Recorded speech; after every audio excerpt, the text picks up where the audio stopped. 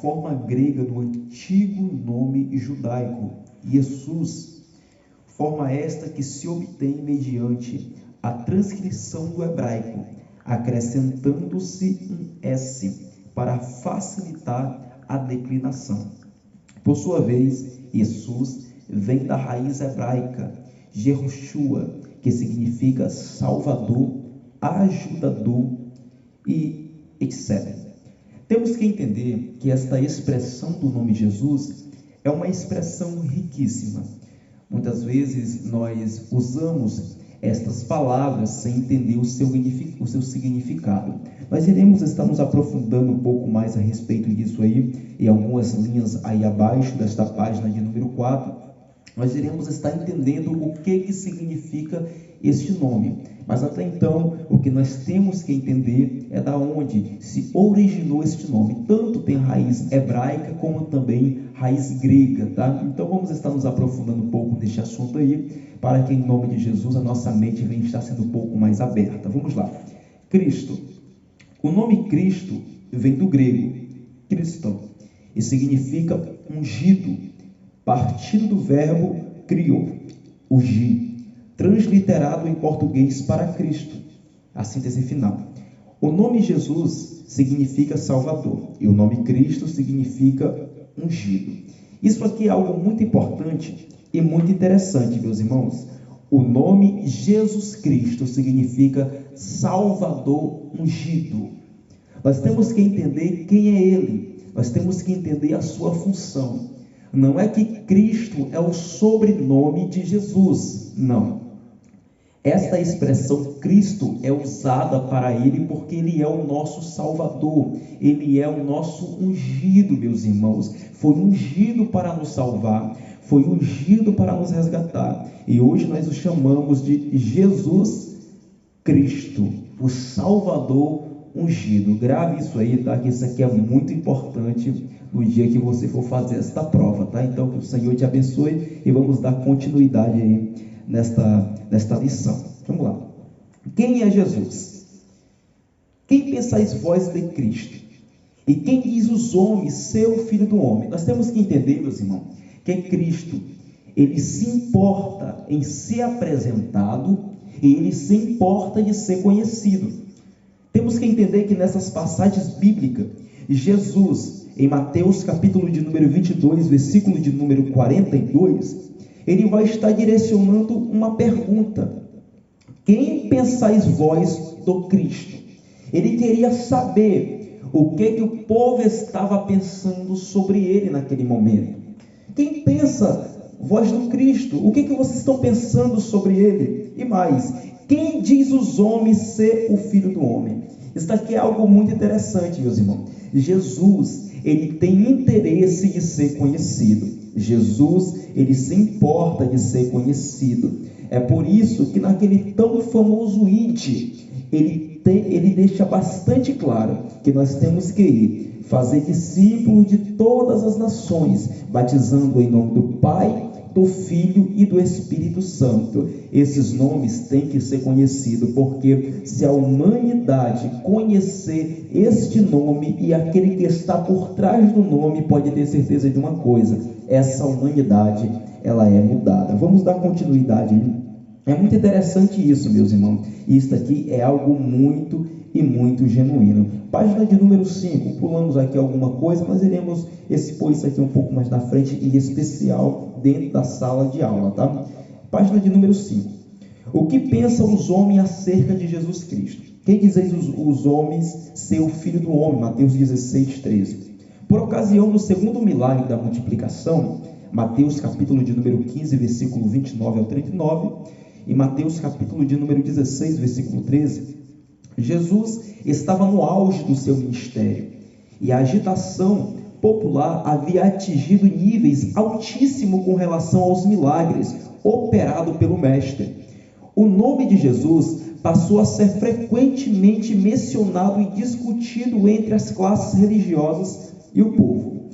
Todos queriam conhecê-lo por causa dos sinais e prodígio que realizava entre o povo. Mas quem era ele? Questionava a maioria da população. Meus irmãos, Por mais que muitos e muitos até mesmo andavam com ele, mas na realidade não conhecia. Para que, meus irmãos, um exemplo maior do que na tempestade, quando Jesus ali repreendeu o vento e o mar, e aqueles discípulos que tanto andavam com ele se assustaram e direcionaram, meu irmão, uma pergunta semelhante a essa: quem é este que até o vento e o mar lhe obedecem? Você consegue entender esse Deus, este ser todo-poderoso, que estava em forma de homem, mas era Deus? E aquele pessoal muitas vezes sem entender, sem acreditar, porque olhava e falava: só estou vendo um homem, estou vendo ali um ser humano de carne e osso. Mas quando ele usava uma palavra de autoridade, até, meus irmãos, aquilo que aparentemente não tinha ouvido, tinha que ouvir, que era a tempestade. Então você consegue entender quem é esse Deus, quem é esse Salvador, quem é esse Yeshua HaMashiach, Salvador do mundo? Vamos estar dando continuidade aqui, meus irmãos. A especulação humana acerca de Jesus. E eles disseram: um João Batista, outros Elias, e outros Jeremias ou um dos profetas. Mateus 16:14. É comum haver muitas especulações sobre a vida de alguém famoso, e quase nenhuma delas corresponde ao que a pessoa é de fato. Podemos ouvir muitas coisas acerca de determinadas pessoas, seus feitos, suas qualidades, seu modo de ser. Entretanto, é impossível fazer um correto juízo até que se conheça aquela pessoa na intimidade. Isto aconteceu com Jesus. Meus irmãos, isso aqui é muito interessante. Isso aqui é muito importante, porque nós sabemos, meus irmãos, por exemplo, estamos em um mundo onde tem muitas pessoas famosas, tem muitas pessoas conhecidas, e tem pessoas que comentam sobre, quem sabe, certas pessoas como se fosse amigo íntimo, né, meus irmãos? É até daí que sai um certo preconceito. Preconceito é eu julgar a pessoa antes de conhecer, unicamente porque vem alguém e fala. E muitas vezes, meus irmãos, isso ocorreu também com Jesus. Pessoas que achavam que o conhecia, muitas vezes falavam alguma coisa que não respeitava, né, meus irmãos, a sua personalidade divina. E assim criavam um certo preconceito na mente de muitos. Assim acontece na vida de qualquer pessoa que tem o seu nome em auge. Assim acontece com qualquer pessoa que é ilustre, que é famosa em alguns aspectos da vida, e muitas vezes surge alguns preconceitos, surge muitas vezes alguma crença que não tem nada a ver com a pessoa, e quando esta pessoa é conhecida intimamente, aí sim, a pessoa vem saber quem é ele e quem não é. E isso aconteceu com o Filho do Homem, isso aconteceu com Jesus Cristo de Nazaré. Muitas coisas comentavam sobre ele, muitas coisas eram colocadas em pauta sobre ele, mas poucos era aquele que conhecia ele intimamente. Vamos lá, vamos dar continuidade. E você que tem aí a sua apostila, você que tem aí a sua revistinha de Cristologia, meu irmão, muito interessante, muito linda, e o conteúdo também não fica por baixo, é algo muito interessante. Só um conselho: você que está querendo aprender hebraico, olha só aqui uma Bíblia muito boa para você, tá? Essa Bíblia aqui, ela é um pouco difícil de achar, você pode encontrar ela pela internet, tá? Bíblia Hebraica Studicartense, tá? Se você tem interesse de aprender hebraico, mergulhe um pouco nela aí. É melhor se você conseguir também uma transliterada, é melhor ainda. Mas vamos lá, meus irmãos. Isso daqui é um assunto muito interessante a respeito da pessoa de Cristo. Temos que entender que Cristo, ele é antes de todas as coisas. Vemos a citação, ele falou isto na página de número 7, a citação que ele vai estar falando a respeito de Abraão. Vamos lá, ponto 2. A pré-existência de Cristo. Cristo é antes de tudo, Cristo é antes do mundo, Cristo é antes da água, Cristo é antes dos animais, Cristo é antes de todas as coisas. Vamos lá, base bíblica, João capítulo de número 8, versículo de número 58. Antes que Abraão existisse, eu sou. Você consegue entender, meus irmãos, que antes de Abraão existir, meu irmão, isso aqui é algo muito interessante. Existia muito e muito tempo, muito e muitos anos, que Abraão tinha existido antes de Jesus pisar na terra, meus irmãos. Muito e muito e muito tempo antes que ele tinha existido. Mas só que o Senhor, olhando para aquela multidão, ele fala: antes que Abraão existisse, eu sou. E mais, o autor, a carta à igreja de Colosso, vai estar deixando um assunto muito interessante, no capítulo de número 1, versículo de número 17.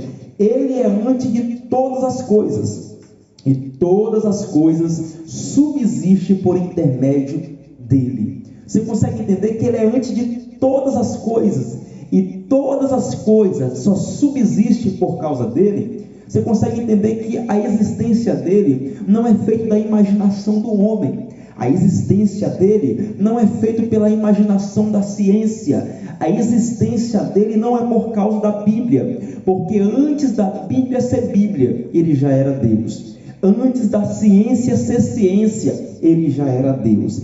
Antes do homem ser o homem, ele já era Deus. Então ele é antes de todas as coisas, e é importante você estar entendendo isso. Vamos lá, meus irmãos, vamos estar dando um salto aqui extraordinário. Vamos aí na página de número 10, apenas comentar um pouco aqui a respeito desta profecia de sua morte. Essa profecia de sua morte que se encontra aqui na página de número 10, nós iremos apenas ler uma citação a respeito da profecia messiânica, a qual ministrou o profeta Isaías, no capítulo de número 53, versículo do 1 ao 7, que eu tenho certeza que é uma profecia messiânica muito conhecida, mas vamos aí. A palavra de Deus nos diz assim: quem deu crédito à nossa pregação, e a quem se manifestou o braço forte do Senhor, porque foi subido como renovo perante ele, e como raiz de uma terra seca não tinha parecer nem formosura, e olhando nós para ele, nenhuma beleza nos víamos, para que o desejássemos. Meu irmão, isso aqui é muito interessante. Apenas uma rápida pausa aqui. Aqui na apostila, tem vários tipos de profecia a respeito dele. Tem profecia a respeito do Messias, profecia a respeito do ministério do Messias, profecia a respeito de sua morte, profecia a respeito do que ele seria. Então tem muitas profecias aqui, meu irmão. Mas só que nós não iremos comentar muito a respeito por causa do vídeo não se estender muito. Mas entenda bem aqui. Nessa página de número 10, vai estar falando um pouco a respeito da profecia de sua morte.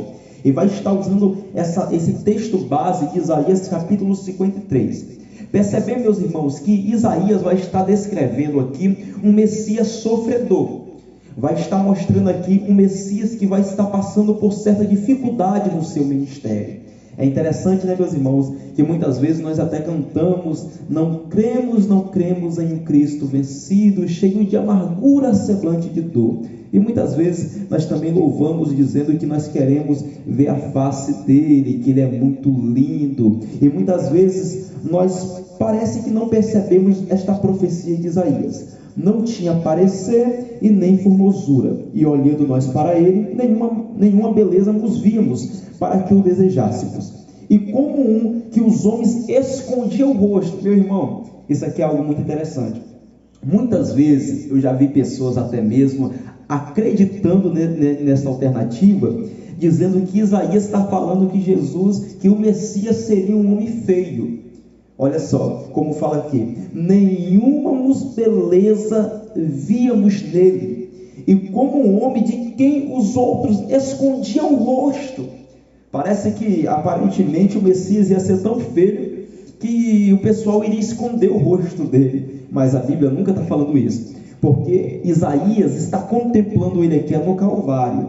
No Calvário ele sofreu bastante, foi transfigurado, ou melhor ainda, meu irmão, foi destruído, perdão aí por essa expressão, foi totalmente com a sua carne ali, meu irmão, esmiuçada, a coroa de espinhos sobre a sua cabeça, e olhando para ele ali, meu irmão, como que a gente conseguia enxergar beleza naquele sacrifício, meu irmão? Um homem sangrando, sofrendo, sendo chicoteado, meu irmão. É isso que Isaías está falando. Isaías não está falando que o Messias ia ser feio, não. O que Isaías está falando aqui é que na sua morte, muitos e muitos iriam olhar e não iria ver parecer nem formosura, meu irmão. Não iria conseguir enxergar parecer e nem formosura. O pessoal iria olhar e iria esconder o rosto, não era porque ele era feio, mas sim porque, meu irmão, o sofrimento era tão grande que ele estava passando ali, que a sua carne destruída, quem iria ter coragem de olhar para aquela destruição, meu irmão? E isso é o que o profeta Isaías está ministrando. Não é que Jesus era um homem feio, a qual o pessoal escondia o rosto, não. Isaías está enxergando Jesus no Calvário. Isso é interessante dos irmãos entender, para ter cuidado naquilo que vai estar falando, tá bom? Vamos estar pulando aí para a página de número 12, a respeito do nascimento de Cristo. Isso aqui é um assunto muito interessante, tá? Vamos lá. Ponto 4. O nascimento de Cristo. Os magos indo em direção da estrela que apareceu no nascimento de Cristo. Isso se encontra em Mateus capítulo de número 2, versículo de número 9 e versículo de número 10. O nascimento de Jesus Cristo foi assim. Mateus capítulo de número 1, versículo de número 18, vai estar explicando um pouco a respeito do nascimento de Jesus. Temos que entender que Jesus nasceu de uma virgem. Nós iremos compreender isso tanto biblicamente. A nossa apostila vai estar entrando em certos detalhes aqui muito interessantes a respeito deste nascimento. Vamos lá. O nascimento virginal de Cristo. Meus irmãos, temos que entender que Jesus, ele é bioplasmático e não eloplasmático. Existe uma certa diferença nisso aí, tá? Eu irei explicar isso para os irmãos mais detalhado na frente, aí, em especial nas aulas presencial, então não falta, tá, meus irmãos? Vamos lá. Portanto, e você que está nos acompanhando apenas online, está com um estado muito longe da gente, só me chamar pelo WhatsApp, tá bom? Que eu vou estar respondendo para você o que é esse bioplasmático e o que é esse eloplasmático. Não está na nossa apostila, mas nós iremos estar expondo para vocês essa curiosidade aí. Vamos lá. Portanto, o mesmo Senhor vos dará um sinal. Eis que uma virgem vos dará um sinal, e ela, a virgem, conceberá e dará à luz um filho, e será o seu nome Emanuel. Emanuel, Deus conosco, né? Isaías capítulo de número 7, versículo de número 14. Vamos lá. Os evangelhos nos afirmam categoricamente que Jesus Cristo foi concebido no ventre da Virgem Maria, de maneira sobrenatural, sem a intervenção de um pai humano, e que nasceu, portanto, de uma virgem. Lucas deixa bem claro isso no capítulo de número 1, versículo de número 30 ao 35, também Mateus capítulo de número 1, versículo de número 18 ao 25. Temos que entender o que a Bíblia nos relata sobre o nascimento de Cristo, é bastante claro. Não necessitou de nenhuma intervenção humana para Jesus nascer. A Bíblia fala com clareza a Jesus, ou melhor ainda, o anjo falando com Maria a respeito do nascimento de Jesus, que a sombra do Altíssimo iria cobrir aquela mulher e ela iria conceber do Espírito. Isso aqui é algo muito interessante, porque Jesus, ele é este bioplasmático, meu irmão. Bioplasmático, isso aqui é algo muito interessante. Eu irei comentar isso com vocês um pouco mais na frente, dentro da nossa sala de teologia, tá bom? Vamos lá. Chamamos este acontecimento de nascimento virginal, ou precisamente concepção virginal de Jesus. Seu nascimento maternal, entretanto, deu-se de forma normal, de acordo com as reconhecidas regras do procedimento natural. Gálatas capítulo 4, versículo 4, deixa isto bastante claro. Vamos lá. Depois do nascimento de Jesus, descobriu-se um sentido mais profundo na profecia de Isaías capítulo 7, versículo 14, segundo a qual uma virgem conceberia e daria à luz um filho, e chamaria o nome dele Emanuel, Deus conosco. Segundo Marcos capítulo de número 6, versículo de número 3, o povo de Nazaré chamava Jesus de filho de Maria. Outras passagens do Novo Testamento também aponta para a concepção virginal de Jesus. Paulo diz que quando chegou a plenitude dos tempos, Deus enviou o seu filho, nascido de mulher. Então entenda bem, meus irmãos. Jesus, ele nasceu de Maria. Jesus nasceu de Maria. Jesus não veio digamos assim, da areia, ou do nada, ou de uma planta, não. Ele nasceu da Maria. Nasceu de Maria. De acordo com Marcos, capítulo de número 6, versículo de número 3, Jesus era conhecido também como o filho da Maria, meus irmãos. Muitas vezes, nós percebemos que, biblicamente, a maioria dos homens são conhecidos pelo seu pai, mas Jesus aqui foi diferente. Ele é conhecido como filho da Maria. Vamos lá. Todos esses escritores renomados aceitam duas realidades. Vamos lá. A primeira realidade diz que Maria concebeu Jesus sendo uma virgem pura. Ela mesma disse: como se fará isto, visto que não conheço varão? Então segue imediatamente a resposta do anjo Gabriel: descerá sobre ti o Espírito Santo, e a virtude do Altíssimo te cobrirá com a sua sombra, pelo que também o santo que de ti há de nascer será chamado Filho de Deus. Aqui está, portanto, todo o segredo desta concepção virginal. Percebemos, meu irmão, percebemos, minha irmã, percebemos, meu amado aluno, que esse nascimento de Jesus foi um nascimento sobrenatural. Percebemos este primeiro argumento, que é um argumento bastante interessante, é um argumento bastante bíblico, que na realidade o anjo mensageiro chegou para Maria e trouxe para ela toda a explicação da sua gestação e do nascimento daquele que iria ser chamado Filho de Deus. Isso aqui é algo muito interessante, tá, meus irmãos? Vamos lá para a segunda realidade. Vamos lá.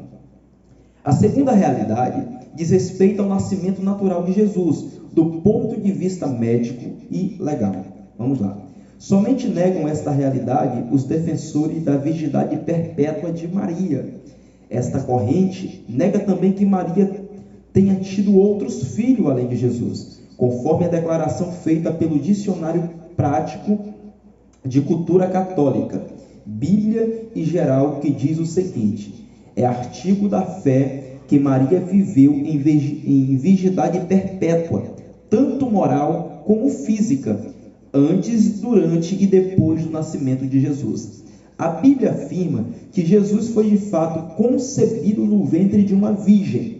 Entretanto, nega que ela tenha permanecido assim com sua virgindade perpétua.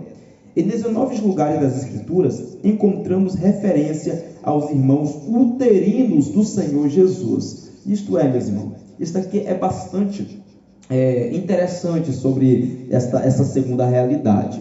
Muitos, ou alguns dos católicos, que defendem sobre essa virgindade perpétua de Maria, nega que Jesus vem estar tendo outros irmãos. Mas percebemos que a Bíblia, ela é recheada, meu irmão, ela é recheada. Quando Maria concebeu Jesus, ela era virgem, mas Maria não foi virgem para sempre. Se você quiser aí a lista, meu irmão, a lista dessas bases bíblicas, começa a anotar aí. Salmos, número 69, verso 8. Apenas aí no Antigo Testamento, mas vamos para o Novo Testamento. Vamos lá. Mateus, capítulo de número 12, versículo 46 e 47. Mateus, capítulo de número 13, versículos 55 e 56. Marcos, capítulo de número 3, versículo 21 e versículo 31 e versículo também 32, Marcos capítulo de número 6, versículo de número 3, Lucas capítulo de número 2, versículo de número 7, porém referência, Lucas capítulo de número 8, versículo 19 e 20, João capítulo 2, versículo de número 12, meu irmão, é muita base bíblica, tá? Não tem como expor para os irmãos tudo, mas evidentemente, meu irmão, que fica declarado que Maria, mãe de Jesus, teve também outros filhos além dele. Maria, mãe de Jesus, teve outros filhos além de Jesus, tá? E a Bíblia é totalmente recheada deste assunto. Então, a virgindade perpétua de Maria não suporta o crivo das Sagradas Escrituras. Mas vamos lá. A data do nascimento de Jesus. Desde o início do cristianismo, a cristandade em geral comemorava o Natal do nosso Senhor, ou o nascimento do nosso Senhor, dia 24 e dia 25 de dezembro. Esta data, entretanto, não é bem aceita pela maioria dos judeus e até por historiadores e teólogos. Eles insistem que, conforme as informações dos pais da igreja, a data verdadeira do nascimento de Cristo aponta com mais veemência para o dia 14 do mês de Nissan. O mês de Nissan é o mês de abril, tá, meus irmãos? Aproximadamente do ano 0. Porventura, alguma vez você já ouviu comentar sobre este assunto, do nascimento de Jesus? Que muitas vezes percebemos que muitos cristãos comemoram o nascimento de Jesus dia 24 para o dia 25 de dezembro, e tem aquele banquete, aquele negócio todo. Mas porventura você já ouviu falar a respeito desta exposição que muitos teólogos, muitos historiadores defendem, dizendo que Jesus, o Filho de Deus, não nasceu em 24 ou 25 de dezembro? Eu não consigo entender muito bem esse ponto de vista aí, tá? Por isso que eu estou usando uma teoria que isto eu também não acredito, até por várias propostas, o clima em Israel, a maneira que a Bíblia aponta o nascimento do Messias, estrela, pastores de noite, e em dezembro em Israel é só nevada, meu irmão, não vai ter pastor no campo. Então, até por causa de algumas bases simples, então não tem como ter nascido no dia 24 ou 25 de dezembro, isso não é aceito pela base bíblica. Mas vamos lá, temos que entender que isso aqui, essa data 24, 25 de dezembro, ela nasceu pelo imperador de Roma, né? Isso aqui era comemorado o dia do sol, o dia da claridade, na realidade mesmo, o dia do sol, do tal do invicto, né? Eu irei comentar um pouco mais isso com os irmãos dentro da sala de teologia, ou então para você que estuda conosco de vários lugares, de outra distância, nos chama lá, que no WhatsApp nós iremos esclarecer para vocês aqui, que o assunto vai se estender um pouco, para não deixar o vídeo muito grande, tá bom? Mas vamos lá, para ter mais qualidade no vídeo. Vamos lá. Isso aqui é algo muito interessante e algo muito importante. Eu continuar aqui na leitura para a gente fechar esta aula de número 1 aqui. Vamos lá.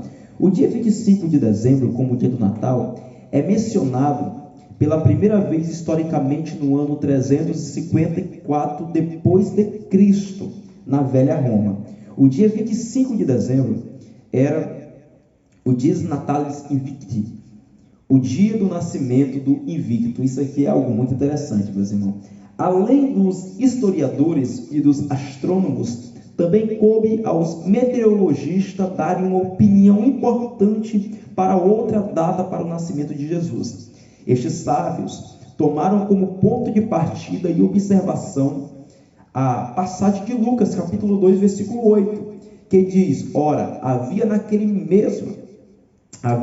mesma cormanda de pastores que estavam no campo e guardavam durante as vigílias da noite os seus rebanhos. Os meteorologistas efetuaram medidas exatas nas temperaturas em Hebrom. Essa localidade, situada ao sul das montanhas de Judá, tem o mesmo clima que aproxima a cidade de Belém. A curva da temperatura indica 3 meses de geada, meu irmão. Entenda bem isso aqui é algo muito interessante. Em dezembro, 2,8 graus. Em janeiro, 1,6 grau. E em fevereiro, 0,1 grau centrífugo, abaixo de zero.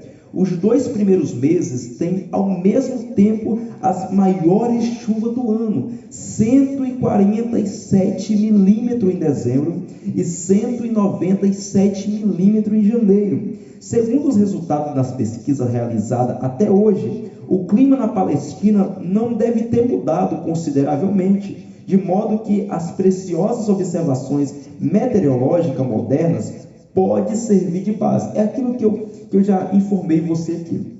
Isso aqui é algo muito interessante, porque se você for até hoje em Israel, você vai entender que em dezembro, meu irmão, se você for tirar férias lá em dezembro, não é um mês muito aconselhável, porque é muito frio.